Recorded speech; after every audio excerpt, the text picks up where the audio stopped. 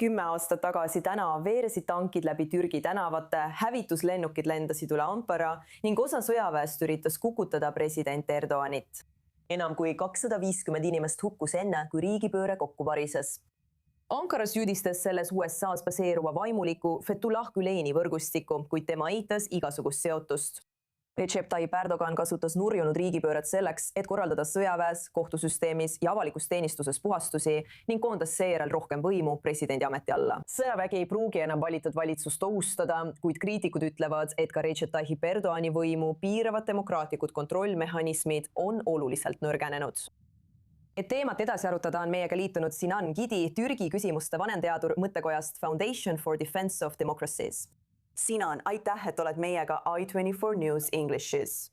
Sel päeval ütleb Erdoğan, et 15. juuli päästis Türgi demokraatia. Aga kui vaadata, mis sellele järgnes viimase 10 aasta jooksul, kas sellest sai tegelikult hetk, mil ta suutis koondada palju rohkem võimu enda kätte? Jah, just, ta nimetas seda riigipöörde katse ajal Jumala kingituseks. Ja ma arvan, et on hea mõte välja tuua, et Güleni liikumine või Fethullah Gülen, keda ta süüdistab riigipöörde katse eest, oli tegelikult Erdoğani liitlane peaaegu selle hetkeni. On väga huvitav, et minu arvates kasutas ta riigipöörde katset ettekäändena, et veelgi rohkem kriitikuid ja teisitimõtlejaid maha suruda. Ja mis on huvitav välja tuua on see, et ta kasutas riigipöörde katset ka võimalusena tugevdada tugevat Ameerika vastast narratiivi. Lihtsalt sellepärast, et lisaks Fethullah Gülenile, keda ta süüdistab riigipöördes, süüdistas ta ka Ameerika Ühendriike, öeldes, et nemad olid kaasosalised. Me näeme, et Türgi meedia nii televisioonis kui ka trükimeedias on viimastel päevadel ja kuudel seda narratiivi veelgi edendanud. Aga peaks olema selge, et nii palju kui Gülen on selle riigipöörde eest vastutav või osaliselt vastutav, kuna valitsus pole kunagi selle kohta tõendeid avaldanud, oli Erdoğan kunagi tema väga-väga lähedane liitlane. Ja koos Güleniga veetis Erdoğan üle 10 aasta Türgi demokraatlike traditsioonide õõnestamise ja valitsemisstruktuuride lammutamisega. Ja kui Gülen ja Erdoğan tülli läksid nad tõesti omavahel sõtta. Riigipöörde katse oli Gülani katse Erdoğan kõrvaldada. Erdoğan tuli lõpuks võitjana välja. Sa mainisid seda tugevat avaldust, kus Erdoğan nimetas riigipöörde katset Jumala kingituseks. Mõned analüütikud arvavad, et tal võis olla selles mingil moel oma roll, et õigustada sellele järgnenud poliitilist ja sõjalist puhastust. Kas selle kohta on mingeid tõendeid? Ma ei ole midagi sellist näinud, sest vaata, valitsus tuli riigipöördest sisuliselt võitjana välja. Nad ei taha oma musta pesu avalikult pesta. Mis puudutab seda, kui palju tead neid teooriaid, mis väidavad, et Erdoğan oli riigipöörde katsega kursis ja lasi sellel lihtsalt toimuda, või et ta sisuliselt sai sellest kasu ja seetõttu võis ta olla selle taga. Ma pole kunagi näinud selle kohta konkreetseid tõendeid. Kindlasti on Erdoğan sellest kasu saanud.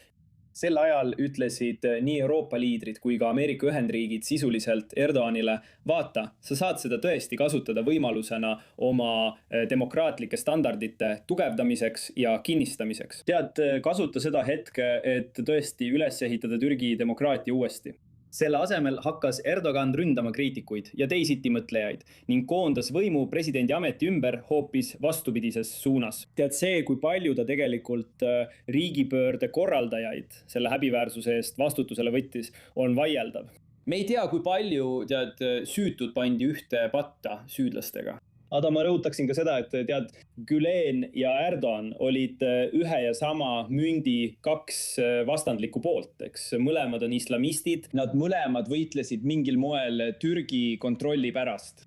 Ja nad töötasid käsikäes üle 10 aasta, sisuliselt lammutades ja rünnates Türgi kemalistlikku ja ilmalikku võimukorda.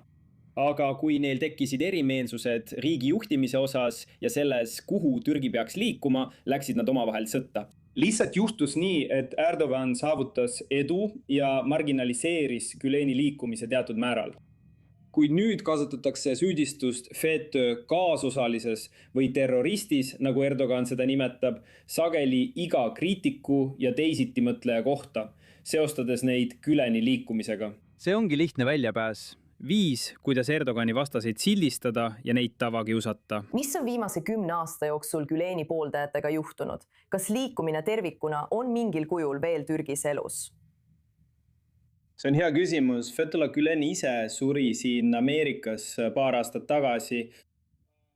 Ma arvan, et liikumine on mõnevõrra korrast ära. Ma ei ole päris kindel, sest see on väga läbipaistmatu ja suletud liikumine, kui rääkida sellest, kuidas nad oma igapäevaseid asju ajavad.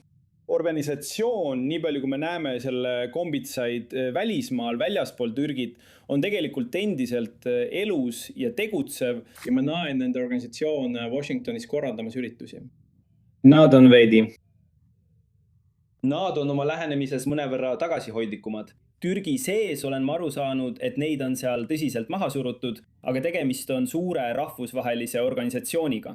Ja kui kaugele Erdogan on valmis nende vastu minema, jätkab nende tagaajamist, seda peame veel nägema. Aga ma arvan, et praegu Erdogan tegelikult ei hooli sellest, et seda liikumist vastutusele võtta. See on talle kasulik tööriist, millega põhimõtteliselt määrida igaühe mainet, kes kritiseerib Erdogani valitsust, nimetades neid Fethullah Güleni terroristiks või FETÖks, nagu türgi keeles öeldakse. Ja selles on ta olnud väga edukas. Doktor Sinan Kiidi tore, et olete meiega arutamas 10 aastat pärast seda riigipöördekatset. Aitäh, et olite meiega i24 News Englishis.